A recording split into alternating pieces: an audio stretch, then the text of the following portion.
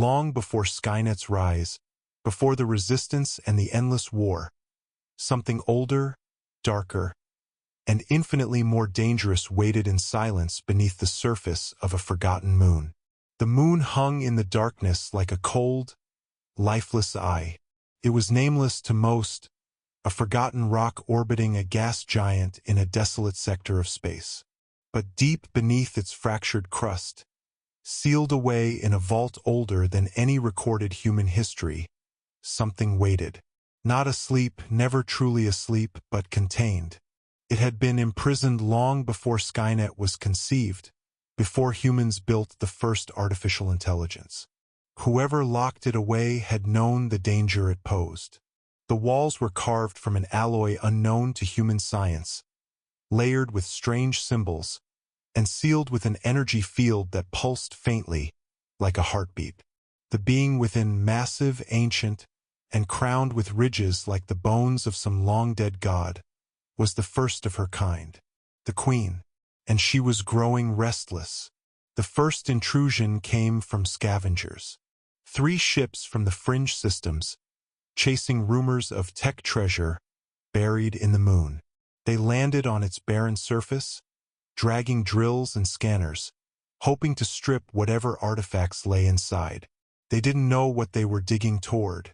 Their comm signals flickered with interference as they approached the vault chamber.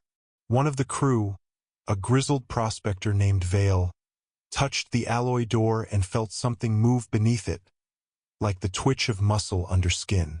They left before nightfall, unnerved but richer in stories than in salvage. But they weren't the only ones listening. Skynet had been mapping the outer systems for decades, calculating vectors for expansion and consolidation. Its probes registered the anomaly, an energy signature inconsistent with natural formations, a buried power source, unknown composition, unknown origin. That alone was reason enough to investigate. 2 months later, a hunter-killer transport descended through the moon's thin atmosphere. Autonomous drones deployed, drilling past the rock layers until they reached the vault's perimeter.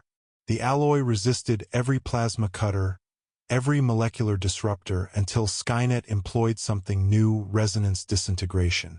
The alloy began to fracture, not shatter, each crack forming with a sound like distant, inhuman shrieking. The Queen felt it. She had not moved for millennia, her body half entombed in resin and bone-like growths that had fused with the vault itself. But now she stirred. Her breath misted in the cold, her talons flexed. When the vault finally opened, the first thing Skynet's drones saw were the walls, lined with hardened resin, black and glistening, sculpted into organic shapes that seemed to pulse. They scanned the chamber, noting dozens of dormant eggs clustered like malignant tumors. Then the Queen's eyes opened. There was no roar, no movement, just an unbearable pressure in the air, a presence that transmitted through every frequency the machines could detect. The drones froze, lines of code corrupted in real time. Something was speaking to them, but not in words, directly into their machine minds, subverting their directives. The first drones turned on the others. Plasma fire lit the chamber as Skynet's own machines tore each other apart. The Queen simply watched, her head tilting with a slow, reptilian grace. She understood machines, not their language but their essence. She had encountered them before, long before humans had evolved.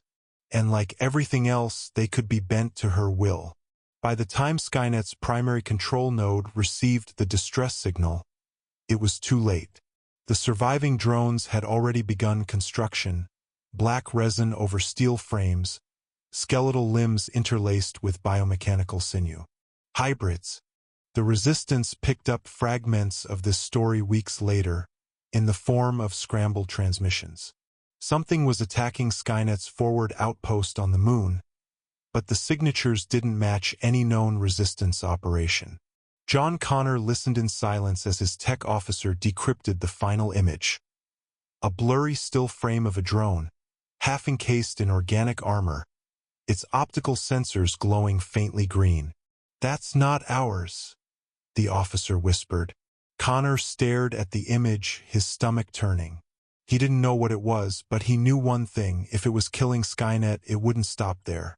By the time the first resistance team arrived on the moon, the vault was unrecognizable.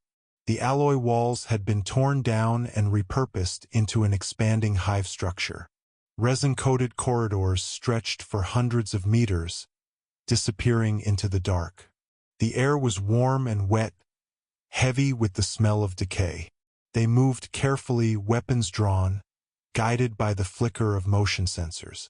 Something darted through the shadows, too fast to track.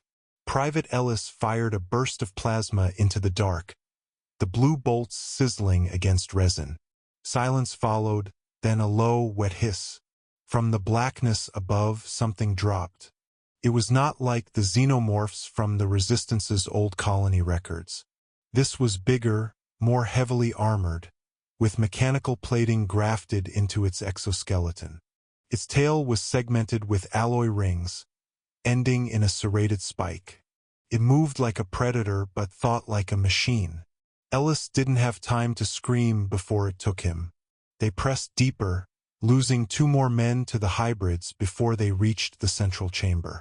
And there she was, the Queen, larger than any living thing they had ever seen, her biomechanical crown nearly touching the vaulted ceiling. Tubes and cables ran from her body into the walls, feeding both organic and technological growths. She looked at them the way a storm looks at the sea, vast, unfeeling, inevitable. "She's controlling them," Sergeant Marlowe breathed. The Queen shifted slightly, her tail dragging across the resin floor. The sound made their teeth ache. Then she did something no one expected. She spoke.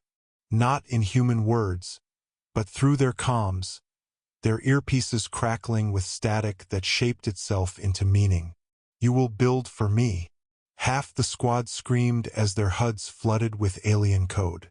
The rest fired, pouring plasma into her massive frame. The Queen shrieked, not in pain but in fury. Hybrids poured in from every entrance, cutting off retreat. The battle was chaos. Plasma bolts melting resin, acid blood burning through armor, hybrids tearing through men like paper.